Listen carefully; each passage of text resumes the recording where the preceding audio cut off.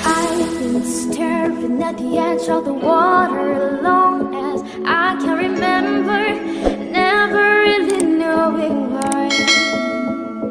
I wish. Hey halo guys, sering gak sih kita dengar kata Amerika?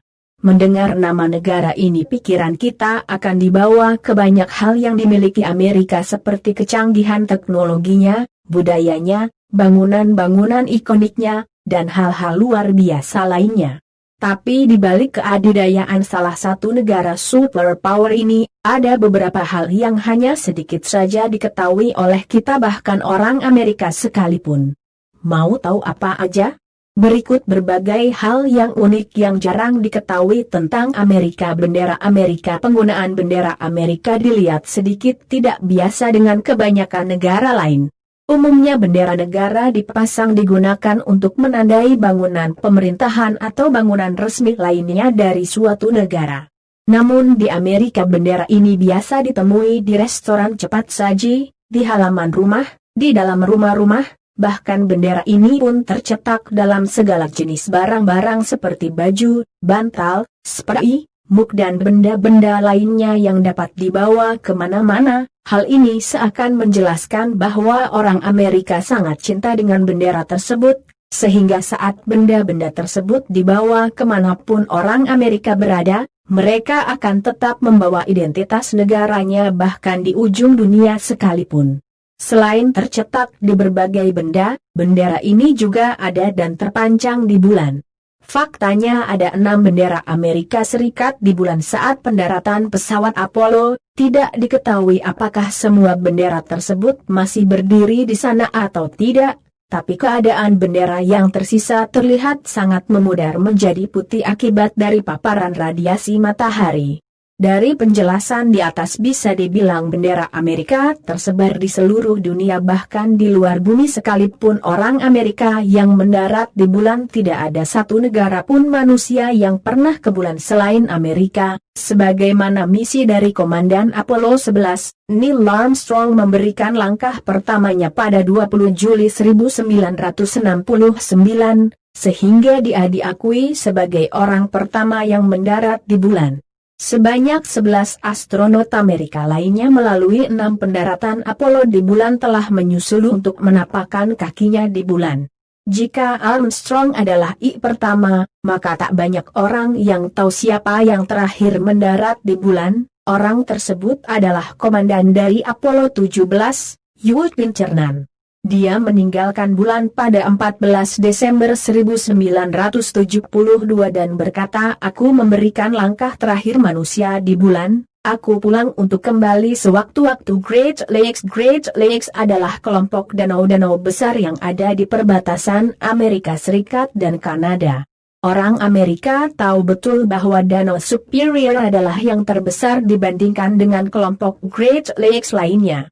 Penduduk asli Amerika Ojibwe menamai danau tersebut Gichigami, tapi apapun panggilannya danau ini adalah danau air tawar terbesar di dunia. Luas area permukaannya adalah 31.700 mil 2 atau 82.100 km persegi, kira-kira seukuran dengan wilayah Carolina Utara atau Skotlandia. Volume danau ini adalah 2.900 mil 3 atau 12.088 km kubik. Danau Superior cukup besar untuk menutup seluruh wilayah Amerika Utara dan Selatan jika air itu setinggi kaki. Amerika membagi wilayah danau ini secara resmi dengan Kanada semenjak Danau Superior berada di sepanjang kedua negara tersebut. Museum yang sering dikunjungi ada 2 museum yang dinilai paling sering dikunjungi di Amerika, yaitu di Smithsonian National Air and Space Museum di Washington, D.C. yang merupakan museum yang menampilkan benda-benda yang berhubungan dengan aviasi dan ruang angkasa terbesar di dunia. Di dalam museum itu juga menampilkan Wright Flyer dan modul perintah dari Apollo 11, pesawat yang mendarat di bulan untuk pertama kalinya, dan orang yang mengendalikan pesawat itu adalah Neil Armstrong, manusia pertama yang mendarat di bulan.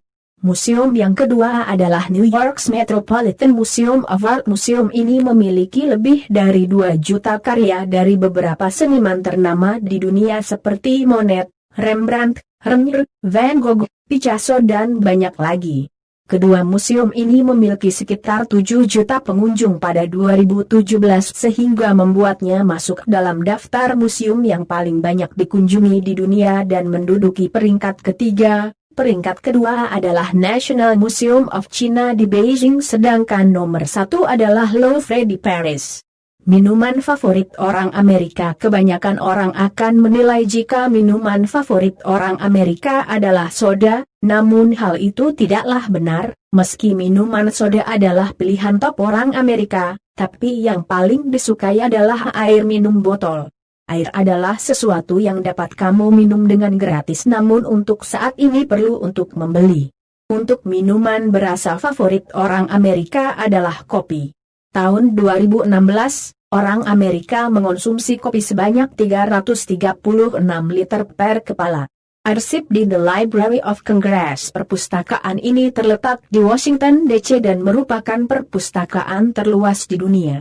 Perpustakaan ini memiliki lebih dari 167 juta item seperti koleksi buku langka, manuskrip, fotografi, rekaman, peta, grafis dan banyak lagi hal penting dan bernilai historik lainnya.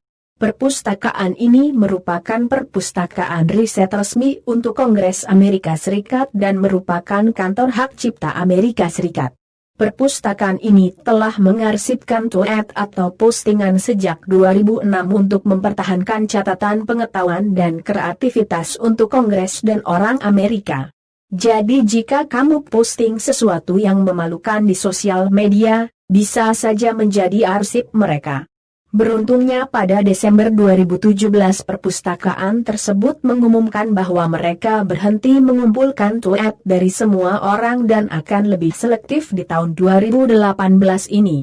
Hollywoodland. Tanda Hollywood yang sering kita ketahui adalah simbol dari mimpi menjadi kenyataan untuk ribuan orang dengan penuh harap yang pindah ke Los Angeles untuk meniti karir di wilayah entertainment tersebut.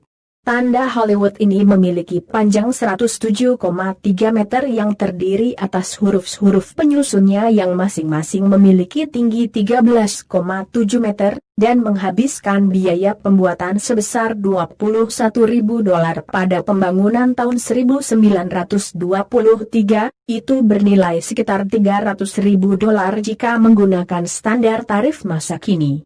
Saat tanda ini dipasang sebenarnya tulisannya adalah Hollywoodland, bukan Hollywood.